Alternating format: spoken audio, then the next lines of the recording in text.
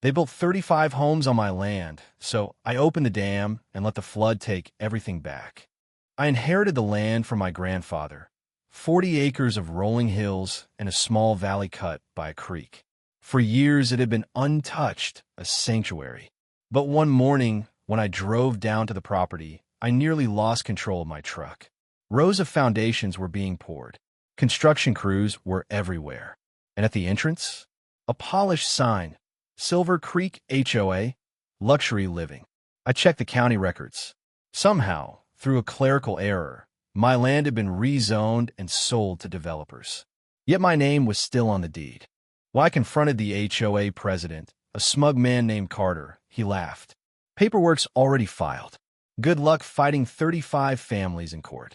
His words burned into me. He thought I was powerless. He thought I'd fold, but he didn't know the land like I did. He didn't know about the dam. Decades earlier, my grandfather had built a small but powerful dam upstream to create a private reservoir. It was tucked away behind heavy oaks, hidden from outsiders. That reservoir fed the creek, controlled by a steel gate. With one turn of the wheel, water could be unleashed. My grandfather always said, "This land protects itself." Now, I was beginning to understand what he meant. I thought the courts would save me. I thought that in a country built on laws and rights, I could rely on justice. I was wrong. When the HOA pushed their boundaries onto my land, I didn't sit idle. I did what any rational man would do. I hired attorneys, drafted motions, and filed injunctions to stop construction until ownership could be clarified. I thought the matter was simple. The land was in my name, recorded in county archives. My grandfather's dam, built decades earlier, was on survey maps older than most of the developers who now strutted around in shiny suits. But the HOA wasn't fighting alone. Behind them stood developers with deep pockets, county officials whose campaigns had been greased with quiet donations, and a bureaucracy that knew how to bury men like me under mountains of paperwork. Every time my lawyers filed a motion, the HOA responded with 10. They dragged me into depositions, demanded obscure records, and filed counterclaims designed not to win, but to bleed me dry. Every letter from the courthouse carried new deadlines, new demands, new fees. I was spending my nights not with my family, but hunched over kitchen tables cluttered with legal documents, invoices, and court schedules. The attorneys I'd hired were competent, but even they grew weary. They're playing a war of attrition. One of them told me late one evening as we reviewed discovery requests that ran hundreds of pages. They know you can't match their resources. They'll stall, they'll overwhelm, and eventually, they'll win by exhaustion, not merit. Still, I pressed on.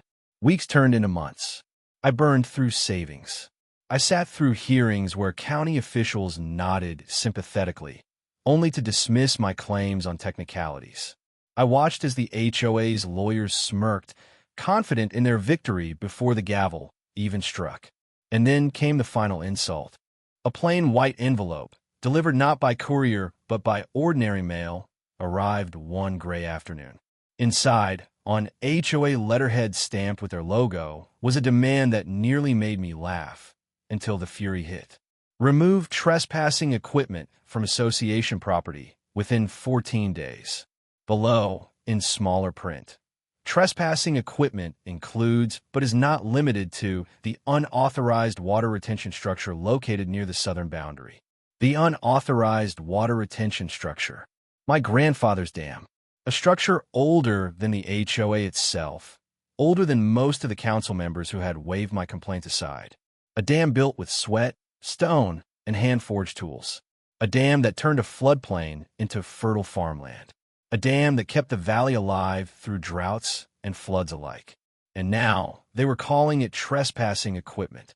I stared at the letter for a long time, my hands trembling. Memories of my grandfather came rushing back, his calloused hands guiding mine as a boy, showing me how to set stones just so, how to respect the water and harness it without destroying it. He used to say, "This dam is our anchor. As long as it stands, so do we." Now a council bought by developer money wanted me to tear it down, erase my family's anchor from the land. I refused, but refusal had consequences. Within days of ignoring their letter, I received notice of fines. daily penalties for non-compliance. The amount grew each sunrise. I called my lawyers. They filed responses citing history, deeds, maps, surveyors. But each filing was swallowed into the void of the clerk's office, returned weeks later with vague rejections or demands for clarification. At council hearings, I sat alone while rows of polished developers and HOA board members filled the chamber with their voices. They spoke of progress, community standards, and property values. And when it was my turn, when I stood at the microphone, I saw the way the council looked at me, not as a man defending his heritage, but as a nuisance holding up the machine. They had no interest in fairness. They had already been bought. The legal path narrowed with every week until it felt less like a road and more like a noose tightening around my neck. One night, after yet another motion was denied without explanation, I sat in my kitchen with the lights off, the letter about the dam spread in front of me. My reflection stared back from the window pane, tired, beaten, but not yet broken. I thought about my grandfather again, about the winters when we patched the dam with our bare hands, breaking ice from the water's edge, knowing that if the dam held, the fields would thrive in spring. He never gave up, not once. And I realized the law wasn't built for men like him, or me. The law was a tool, wielded by those with wealth and power. It could be twisted, delayed, corrupted. Justice was no longer blind. It was blindfolded and led by a leash. The HOA wanted me to believe I had no options, that their letter was final, that the courts were the end of the road. But they had underestimated something: desperation. Desperation can drive a man into places law and logic cannot reach. I folded the letter slowly, set it aside, and stared at the map of my land pinned on the wall. The dam gleamed faintly under the light. My grandfather's dam, the trespassing equipment. If the courts would not defend it, perhaps the water itself would. And for the first time since the battle began, I felt something stronger than despair. I felt resolve. The day I returned to the construction site, I expected anger, maybe confrontation. What I didn't expect was laughter. The cul-de-sac was buzzing with activity. New driveways poured, siding nailed, SUVs parked like trophies in front of half-finished homes. Children played tag on sidewalks that had been poured over what once was my grandfather's wheat field. Their parents watched from porches, sipping from tumblers, glancing at me as if I were some intruder, some relic of the past. I walked the streets slowly, scanning the faces of people who now called my land their own. Not one of them looked ashamed. Not one of them seemed to realize the soil beneath their children's shoes had once been tilled by my hands, my father's hands, my grandfather's before him. And then Carter appeared. He stood at the end of the cul-de-sac in his tailored jacket, hands on hips, chin lifted like some conquering general surveying his spoils. His eyes locked on me, and his smirk widened. He didn't wait for me to speak. He wanted the performance, the show. "Better find another patch of dirt, farmer," he called out, his voice carrying across the street. Conversations paused. Heads turned. The children stopped their game, watching. "This is Silver Creek now," he added, sweeping his arm dramatically toward the rows of houses, as if he were christening a kingdom. Laughter rippled through the crowd. It wasn't loud, but it was sharp enough to pierce me. A few of the men chuckled and shook their heads. One woman, wine glass in hand, whispered something to her friend, and both of them laughed harder. Even the children, though they didn't understand, picked up the tone and mimicked it with little jeers of their own. Silver Creek.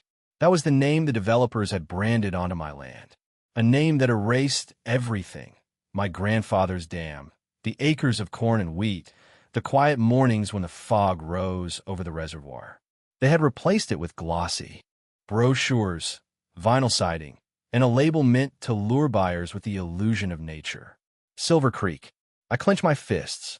Every muscle in my body screamed at me to shout back, to tell them this wasn't theirs, that no amount of paperwork or council votes or mockery could erase the blood and sweat buried in this soil. But I didn't. I kept my silence, because I knew what they wanted. They wanted me to snap, to lose control, to become the angry lunatic trespassing in their neighborhood. They wanted to film me, upload me, make me the villain. and so I swallowed the rage like glass. I turned without a word and walked back toward the dam. That night, the air was heavy and still, the kind of quiet that makes every sound echo twice as loud. I climbed the familiar path to the dam and stood at its edge. The moon hung low, casting silver light across the reservoir. The water shimmered like glass, ripples fanning outward, endless and patient. I stared at the reflection of the moon and thought of Carter's voice. Better find another patch of dirt, farmer. I thought of the laughter, and I thought of my grandfather. I remembered the first time he brought me here as a boy. His hands, rough and cracked, guiding mine as we stacked stones in a place, teaching me the rhythm of work that didn't just shape land, but anchored life.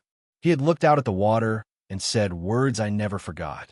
Water doesn't ask for permission. It only obeys gravity. At the time, I thought he meant nothing more than physics, a lesson in nature.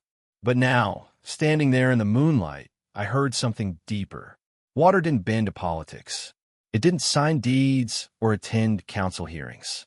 It didn't care about fences or property lines or Silver Creek. Water only obeyed gravity, and gravity answered to no man.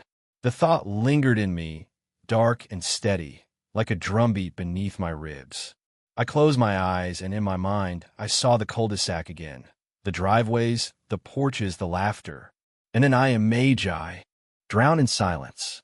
Concrete cracking, lawns washing away, the smug voices choked in a panic as water reclaimed what was always meant to be free.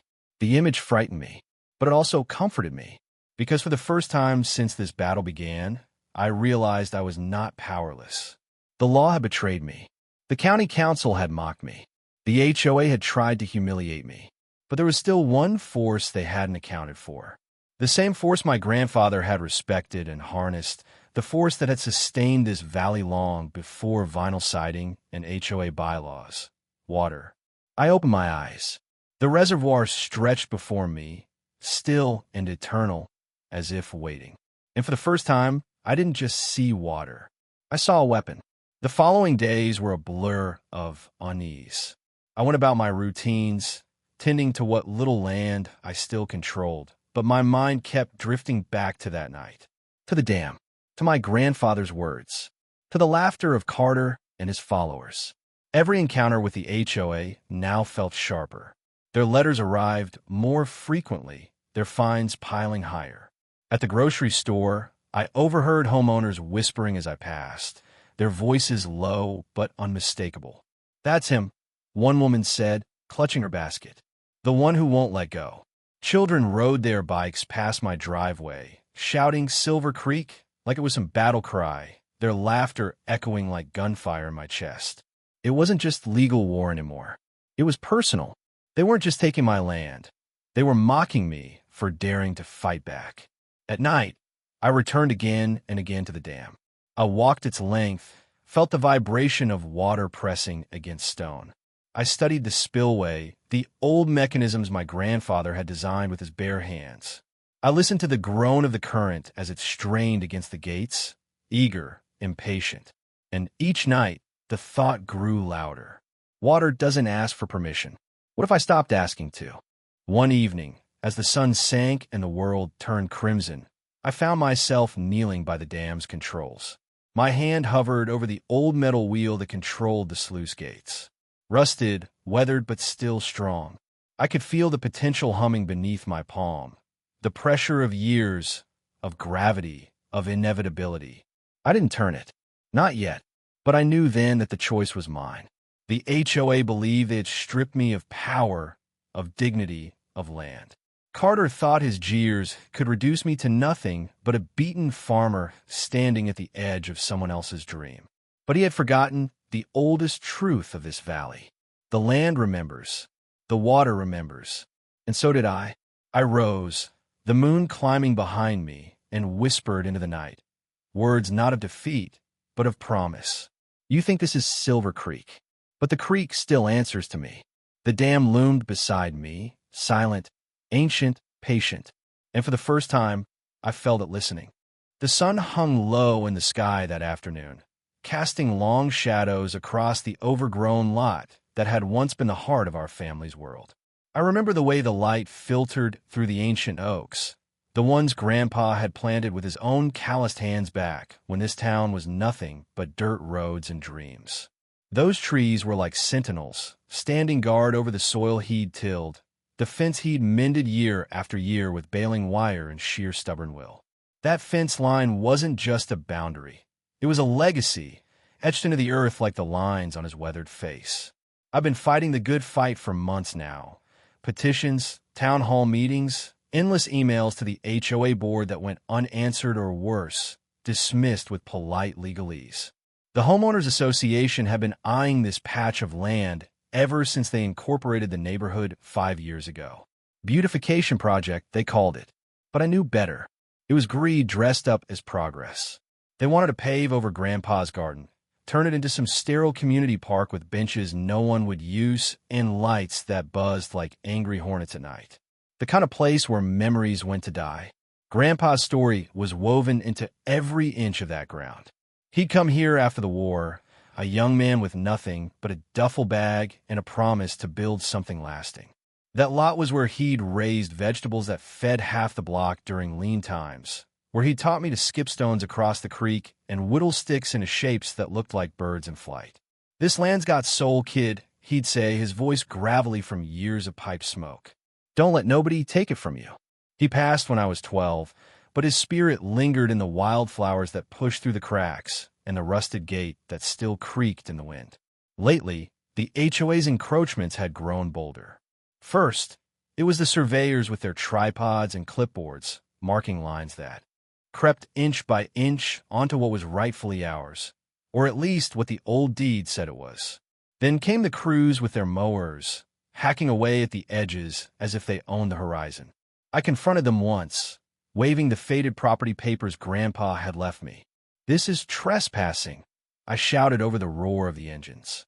The foreman just shrugged, his hard hat gleaming under the sun. "Talk to the board, ma'am. We're just following orders." But today was different. I was out there clearing weeds, sweat soaking through my shirt when I saw it. A crew in matching vests, hammers in hand, pounding stakes into the soft earth.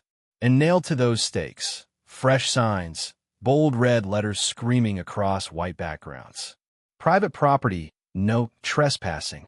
One of them stood right on Grandpa's old fence line, the post driven straight through the spot where he'd buried his favorite dog, Rusty, under a simple stone marker that read "Loyal Companion." My hands froze around the trowel. The world narrowed to that sign, its edges crisp and unyielding like a slap to the face. They'd erased his memory with a single nail, stolen his soil, the very dirt he'd sweated into for decades, and dared to call it theirs. As if a boardroom vote could rewrite history. As if bureaucracy could bury a man's legacy 6 feet under concrete. Something inside me snapped. It wasn't a loud break, no dramatic thunderclap, just a quiet fracture, like ice giving way under too much weight. My chest tightened, breath coming in sharp bursts. I thought of all the nights I'd lain awake, staring at the ceiling, replaying the what-ifs. What if I'd fought harder after Grandpa died? What if I'd sold the house and moved away, let the ghosts fade? But no, this was my fight now. His fight. I dropped the trowel and straightened up, brushing the dirt from my knees. The crew was packing up, laughing about some weekend plan, oblivious to the storm brewing in my eyes. I knew what had to be done. No more petitions, no more begging. It was time to take back what was ours, by any means necessary. The signs would come down, the lines redrawn. And if the HOA wanted a war over Grandpa's ground, they'd get one.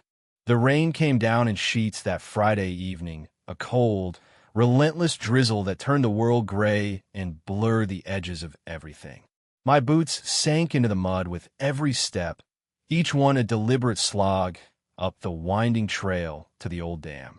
The air smelled of wet earth and pine, sharp and heavy, like the weight of what I was about to do. My backpack clung to my shoulders, its contents, a flashlight, a wrench, a folded map of the valley, rattling softly with each stride. I'd planned this for days, ever since I saw those HOA signs defiling Grandpa's land. But now, with the dam looming ahead, doubt gnawed at the edges of my resolve. The dam wasn't much to look at anymore, just a crumbling relic from the days when the town thought it could tame the river. Built in the 50s, it was a squat wall of concrete and rusted steel, its spillway choked with weeds and debris. Most folks had forgotten it was even there, hidden up in the hills where the pines grew thick and the cell signal died. But I hadn't. Grandpa used to bring me here on summer afternoons, his old truck rattling along the dirt roads. He'd point to the massive steel wheel that controlled the gate, rusted even then, and say, "That's power, kid. Not the kind in boardrooms, but the kind that shapes the land." I was too young to understand, but I'd nod, mesmerized by the way the river churned below, wild and unstoppable. Now, standing before that same wheel, I felt the weight of his words. The HOA had taken everything, his fence, his soil, his memory, and they thought they could bury it under their manicured lawns and cookie-cutter houses. 35 homes sat in the valley below, their windows glowing smugly through the rain. Shiny rooftops, pristine driveways, all built on land they'd stolen through loopholes and lies. They called it progress, but it was theft, plain and simple. And tonight I was done playing by their rules. The wheel was cold under my hands, slick with rain and rust. It towered over me, a hulking circle of iron bolted to the gate mechanism, its spokes pitted and worn. I gripped it with both hands, my knuckles widening as I tested its resistance. It didn't budge at first, frozen by years of neglect. My heart pounded, a dull thud against the patter of the rain. For a long moment, I hesitated. The valley below wasn't just houses. It was people, families, kids, pets. I pictured them asleep in their beds, oblivious to the history they'd built their lives on. Could I really do this? Could I unleash the river, let it reclaim what was ours, and damn the consequences? But then I saw Grandpa's face in my mind, his crooked smile, the way his eyes crinkled when he talked about the land. I saw that HOA sign nailed into his soil like a dagger. I heard the foreman's careless shrug, "Talk to the board, ma'am." Rage surged through me, hot and sharp, drowning out the doubt. This wasn't just about me. It was about him, about us, about every inch of earth they'd tried to erase. I leaned into the wheel, muscles straining, boots slipping in the mud. It groaned, a low, guttural sound, like the dam itself was waking from a long sleep. I pushed harder, my breath coming in ragged gasps. Slowly, deliberately, it began to turn. Metal screeched against metal, the gate shuddering as it inched open. A thin stream of water slipped through, then another, until a low roar echoed from the spillway below. The river was stirring, hungry and alive. I stepped back, chest heaving, and watched the water gather strength. It wasn't a flood, not yet, but it was a warning, a promise. The HOA thought they could rewrite history, but the river remembered, and so did I. The rain had stopped, but the air hung heavy with the scent of wet earth and impending ruin. From my perch on the hillside, where the dam's shadow stretched long and jagged across the valley, I watched Silver Creek come alive. At first, it was just a trickle, a hesitant gurgle slipping through the gate I'd forced open, a thin ribbon of water glinting under the moon's pale light. It snaked down the spillway, pooling in the rocky bed below, innocent as a child's puddle. But the reservoir behind the dam was no child. It was a beast, caged too long, and I just slipped the lock. I stood frozen, hands still tingling from the effort of turning that rusted wheel. My breath came in shallow bursts, each one laced with the sharp tang of rust and river water. The valley below sprawled out like a map of my vengeance. 35 houses, their windows glowing smugly in the night, each one a monument to the HOA's greed.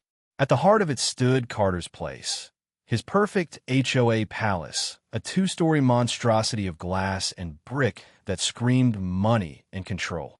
Carter, the board president, with his pressed suits and clipped voice, had been the architect of this takeover. His signature was on every letter, every survey, every eviction notice that had stripped Grandpa's land from us. Now, his house would be the first to feel the river's wrath. The trickle grew to a roar. The reservoir's full force surged through the gate, a wall of water that churned with mud and debris. Silver Creek, once a tame ribbon of water that Grandpa and I used to fish in, swelled into a torrent. It tore through the culverts under the HOA's pristine streets, ripping concrete apart like paper. The sound was deafening, a primal bellow that drowned out the distant hum of generators and the faint wail of car alarms. I could see it all from my vantage point. Lawns turning to rivers, mailboxes toppling like dominoes, and the neat rows of hedges dissolving into the current. Basements filled, their sump pumps, choking on the deluge. Driveways vanished under muddy waves, and the streets themselves cracked apart, asphalt buckling under the river's relentless push. Down in the valley, lights flickered on. Shadows moved behind curtains as people woke to the chaos. I heard the first screams, sharp, panic cries that cut through the roar of the water. A woman in a bathrobe stumbled onto her porch, clutching a phone, her voice lost in the wind. A man dragged a kayak from his garage, only for it to be swept away like a leaf. Children's faces pressed against upstairs windows, wide-eyed and silent. My stomach twisted. These weren't just houses, they were homes. And I'd unleashed this. Carter's palace was taking the worst of it. The creek ran right through his property, a cruel irony given how he'd boasted about its scenic views at the last HOA meeting. The water surged around his foundation, clawing at the brickwork, shattering the floor-to-ceiling windows he'd bragged about installing. The house sagged, its frame groaning like a wounded animal. His manicured lawn, once the envy of the neighborhood, was now a swamp, the sod peeling away in clumps. I imagined him inside, scrambling to save his leather furniture, his framed awards, his precious sense of control. A part of me wanted to laugh, to revel in the destruction of his empire. But another part, a quieter, heavier part, felt the weight of what I'd done. I hadn't meant for it to go this far. When I turned the wheel, I'd pictured a warning, a flood just big enough to scare them, to make them rethink their plans for Grandpa's land.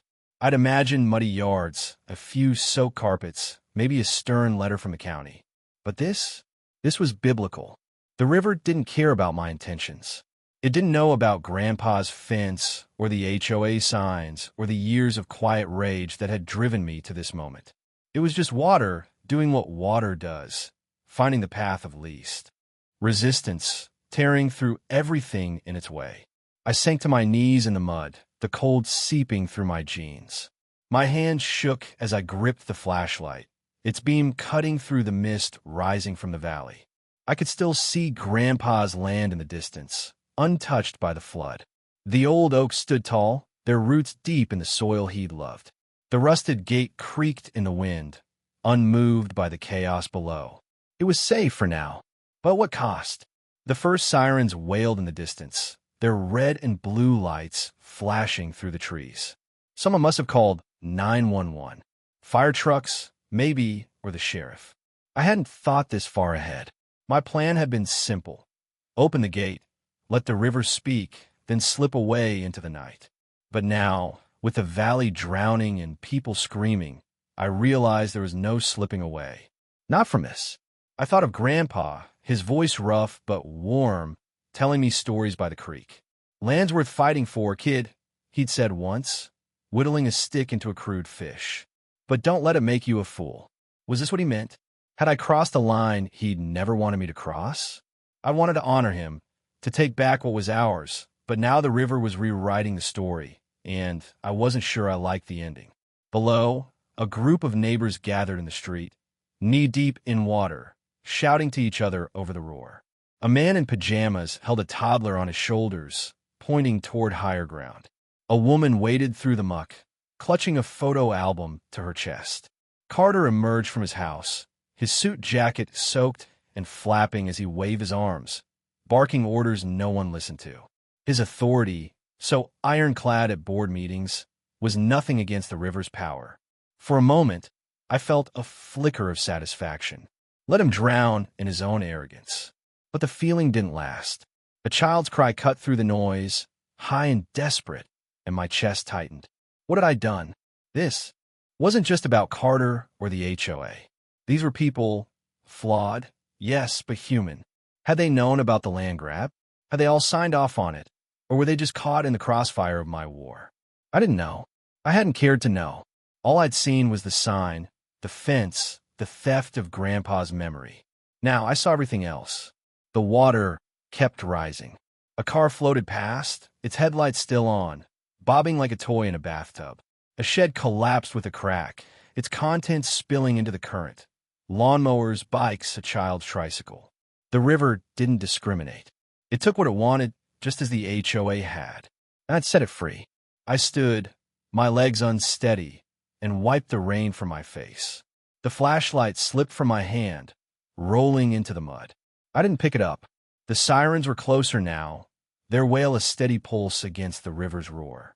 I could run, disappear into the woods, let the pines swallow me whole. But running felt like cowardice, and I was done hiding. I'd opened the gate. I'd awakened Silver Creek. Now, I had to face what came next. I started down the hill, my boots slipping in the muck. The valley was a chaos of light and sound. Flashing emergency vehicles, shouting voices, the relentless churn of the water. Carter's house was half submerged now, the second floor still lit, but tilting at an unnatural angle. I wondered if he was still inside, clinging to his desk, his pride, his illusion of control. Or maybe he'd fled, like the others, wading through the flood to save what he could. As I reached the edge of the neighborhood, a deputy's flashlight caught me in its beam. "Hey," he shouted, his voice sharp with authority. "You, stop right there." I froze, my heart hammering. The river roared behind me, a reminder of what I'd done.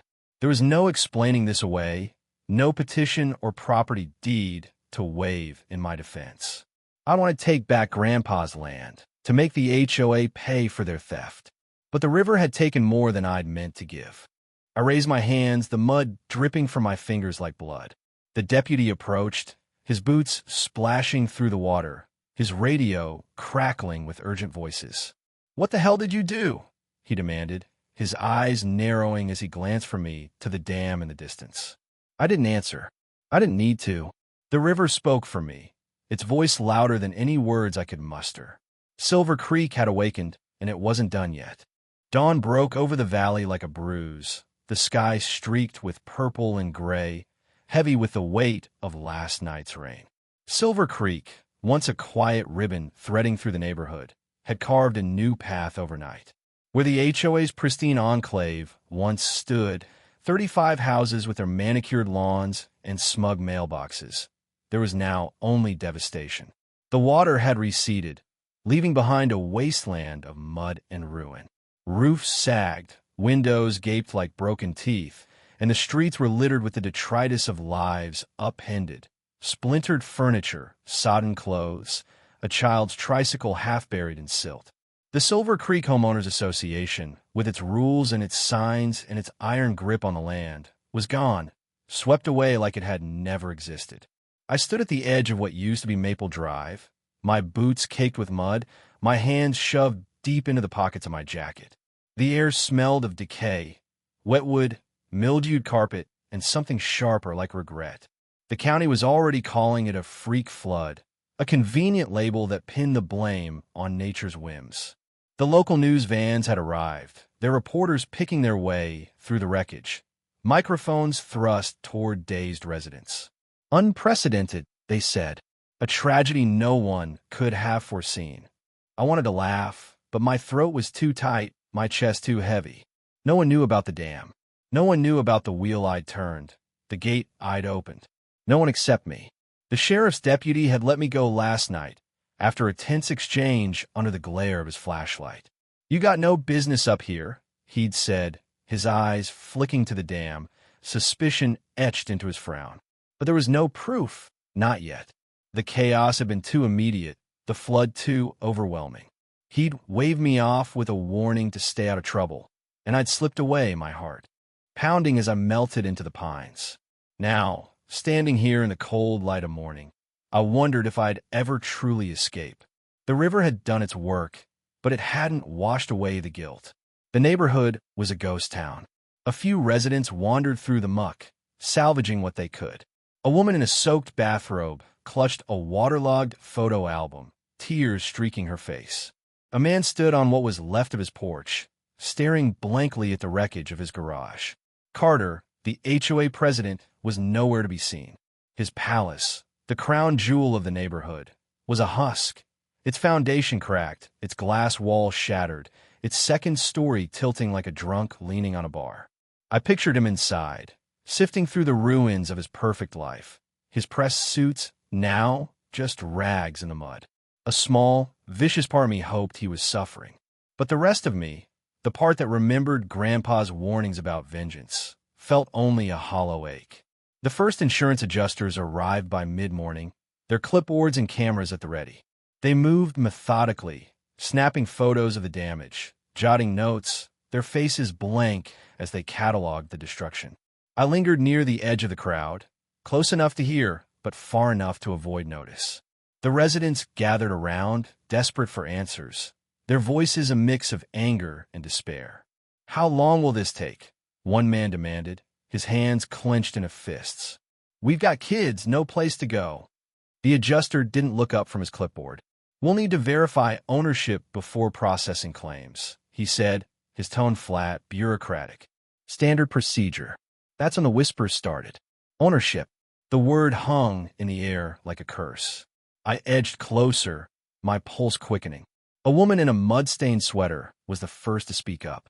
"What do you mean, verify ownership? We've got deeds, mortgages, everything."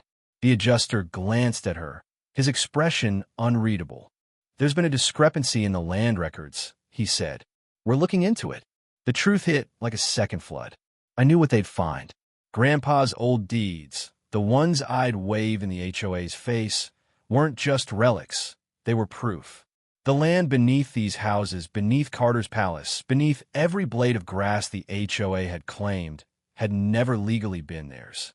The HOA had exploited a loophole years ago, a shady deal with a corrupt surveyor who redrew the lines to include Grandpa's property. They'd built their empire on stolen ground, assuming no one would dig deep enough to notice. But I had, and now, with the flood exposing their hubris, the county was digging too. By noon, the news had spread. A county official arrived, a wiry man with a stack of papers and a grim expression. He stood on a makeshift podium, an overturned crate, and addressed the crowd. "Preliminary records indicate that the land designated for the Silver Creek HOA development was not properly transferred," he said, his voice cutting through the murmurs. "The original owner, one Samuel J. Hargrove, retained legal title to the parcel." Samuel G. Hargrove. "Grandpa." My breath caught, a mix of vindication and dread. The crowd erupted in shouts. Anger, confusion, disbelief. "What does that mean for us?" a woman yelled. The official raised a hand for silence. "It means your claims may be invalid until the matter is resolved in court." The residents turned on each other, their voices rising in a cacophony of blame. Some pointed fingers at Carter, who still hadn't appeared. Others cursed the county, the builders, the river itself. A man in a baseball cap spat into the mud. "We paid for these houses. You can't just take them away." But the official was unmoved. "The law is the law," he said, and walked away, leaving the crowd to simmer in their fury. I slipped away, my heart pounding. This was what I'd wanted, wasn't it? For the truth to come out, for the HOA to pay for their theft. Grandpa's land was his again, in name if not in fact. But as I looked at the wreckage, the shattered homes, the displaced families, the children clutching stuffed animals in the mud, I felt no triumph. Only a gnawing question. Had I gone too far? I walked to the edge of Grandpa's lot, where the old oaks still stood, their roots untouched by the flood. The rusted gate creaked as I pushed it open, the sound a faint echo of the life we'd had here. I could still see him, kneeling in the dirt, his hands black with soil as he planted tomatoes or mended the fence. "This land's got soul," he'd said. "Don't let nobody take it." I kept my promise. But what cost? By afternoon, the reporters had latched onto the story. "Freak flood exposes land fraud," the headlines would read. I could already imagine the articles, the talking heads dissecting the scandal on evening news. Carter would take the fall, no doubt, His name was on too many documents, his face too tied to the HOA's reign. But I knew the truth would stay buried, at least for now. No one had seen me at the dam. No one could prove I'd turned the wheel. The river had covered my tracks, just as it had erased the HOA's legacy. Still, I couldn't shake the feeling that the reckoning wasn't over. Not for them, and not for me. The law might give Grandpa's land back, but the river had taken something else, my certainty, my righteousness. I'd wanted justice, but what I'd gotten was chaos. And as I stood there, staring at the oaks and the mud and the empty space where my fight had begun, I wondered if Grandpa would have been proud or ashamed. The sun climbed higher, burning off the morning's chill. In the distance, a helicopter buzzed, probably surveying the damage. The valley was quiet now, save for the occasional shout or the hum of a generator. I turned away from the gate, my boots heavy with mud, and started walking. Where to? I didn't know. Home, maybe, if I could still call it that. Or maybe somewhere else, somewhere the river couldn't follow. Silver Creek had awakened, and it had spoken. Now, it was my turn to answer for what I'd done. Weeks had passed since Silver Creek roared through the valley, reclaiming what had been stolen. I returned to the land under a late autumn sky, the kind of crisp, golden afternoon that made the world feel both fragile and eternal. My boots crunched on the brittle grass as I walked the valley, the silence around me heavy, broken only by the soft gurgle of the restored creek. The water ran clear now, its fury spent, winding through the landscape like a vein of memory. The homes that once stood here, the 35 monuments to the HOA's greed, were ruins. Foundations cracked and exposed, walls collapsed into heaps of sodden timber, and roofs caved in like broken promises. The air smelled of damp earth and decay, but beneath it lingered something else, the faint, stubborn scent of wildflowers, pushing through the wreckage as if to say the land was waking up. I moved slowly, my hands tucked into the pockets of Grandpa's old flannel jacket, its cuffs frayed from years of work. The valley was unrecognizable from the polished neighborhood it had been. Where manicured lawns once stretched, mud and debris now reigned. A rusted mailbox leaned at an angle, its flag stuck at half-mast. A child's swing set lay tangled in the roots of an uprooted tree, its chains creaking in the breeze. Carter's Palace, the HOA's crown jewel, was a skeleton of its former self, its glass walls shattered, its brick facade crumbling into the creek's edge. I stood for a moment, staring at the wreckage, and felt a flicker of something I couldn't name. Satisfaction? Regret? Both? The county had stopped calling it a freak flood after the land record surfaced. The news cycle had moved on, chasing fresher scandals, but the story of Silver Creek, HOA's collapse, was still whispered in town. The legal fallout had been swift and brutal. The deeds, those fragile slips of paper I'd clung to for years, had undone everything. Grandpa's name, Samuel J. Hargrove, was etched in the county archives, proof that the land had never been legally theirs. The HOA's shady deal with a crooked surveyor had unraveled under scrutiny, and the homeowners, those unwitting pawns in Carter's game, were left with nothing but lawsuits and debt. Insurance companies refused to pay, citing the discrepancy in title. Families packed up what they could salvage and left, their dreams of suburban perfection drowned in the mud. I reached the edge of Grandpa's lot, where the old oaks stood like sentinels, their leaves a riot of red and gold. The rusted gate still hung on its hinges, creaking as I pushed it open. Beyond it, the land was whole again. The flood had spared this patch, as if the river knew where it belonged. The wildflowers Grandpa loved, black-eyed Susans, purple coneflowers, had reclaimed the soil, their roots deep and defiant.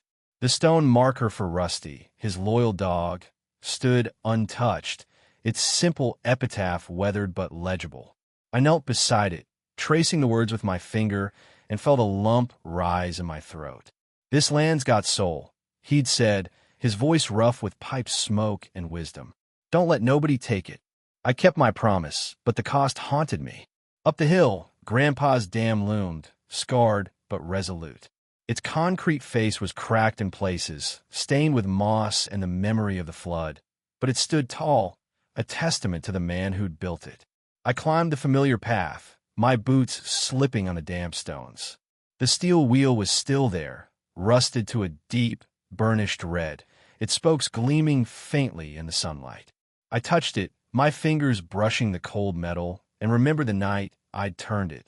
The screech of the gate, the roar of the water, the moment I'd set everything in motion. No one had traced it back to me. The sheriff's deputies had poked around, asked questions, but the dam was old, neglected, and the flood too easily blamed on a faulty mechanism. I was safe for now, but safety wasn't peace. I sat on a boulder near the dam, pulling my knees to my chest. The creek murmured below, its voice softer now, almost gentle. I closed my eyes and let the sounds wash over me. The rustle of leaves, the distant call of a hawk, the steady drip of water from the spillway. The land was alive, breathing, and it remembered. It remembered Grandpa's hands in the soil, his laughter as we skipped stones across the creek, his quiet strength as he taught me to love this place. It remembered the theft, too, the HOA signs, their bulldozers, their arrogance. And it had answered in its own way when I gave it the chance. I whispered into the wind, my voice barely audible above the creek song. They thought they owned you, but this land remembers its true keeper. The words felt like a prayer, a promise, a plea for forgiveness. I wasn't sure who I was speaking to, Grandpa, the land, or myself. Maybe all three. The wind carried my words away, scattering them among the oaks, and I hoped, somehow, he heard. But the victory was bittersweet. The land was mine again, legally and undeniably, but the valley bore the scars of my choice. I thought of the families displaced, their lives upended by a flood I'd unleashed. The woman with the photo album, clutching memories as the water rose. The man with the toddler on his shoulders, wading through the muck. The child's cry, sharp and desperate, that still echoed in my dreams. I'd wanted justice, but what I'd gotten was chaos. And yet, deep down, I knew Silver Creek HOA had written their own fate the day they built on stolen ground. Carter, with his smug assurances and forged documents, had sown the seeds of this reckoning. The river had only finished what they'd started. The town was quieter now. Some residents had moved away, chasing new beginnings in places untouched by scandal. Others stayed, rebuilding on safer ground, their resentment simmering. Carter had vanished, his name a curse in every conversation. Rumor had it he'd fled to the city, dodging lawsuits and the wrath of his former neighbors. I didn't care where he was. He'd lost everything, his house, his power, his legacy. The land had judged him, and it had no mercy. I stood, brushing the dirt from my jeans, and walked back to the gate. The sun was dipping toward the horizon, painting the valley in shades of amber and rose. I paused at the fence line, where the HOA's no trespassing sign had once stood. The post was gone, washed away with the rest of their lies, but I could still see it in my mind, its red letters mocking Grandpa's memory. Now, the only marker was the land itself, wild, unbroken, alive. I thought about what came next. The county had offered to buy the land, citing public interest after the flood. Developers circled like vultures, pitching new plans for condos or strip malls. I'd refused them all. This wasn't about money. It was about roots, about soul, about a promise I'd made to a man who'd given me everything. I'd stay here, rebuild the old house, maybe plant a garden like he had. The creek would run free, the oaks would grow taller, and the land would heal. But healing wasn't forgetting. The flood had changed me as much as it had changed the valley. I'd crossed a line, turned a wheel that couldn't be unturned. The guilt would linger, a shadow at the edge of every sunrise. Yet, as I stood there, the wind warm against my face, I felt something else, a quiet strength like the roots beneath my feet. The land remembered, and so would I. I turned back one last time, my eyes tracing the curve of the creek, the silhouette of the dam, the endless stretch of oaks. "We did it, Grandpa," I whispered, and this time I smiled. The land was ours again, and it would never forget.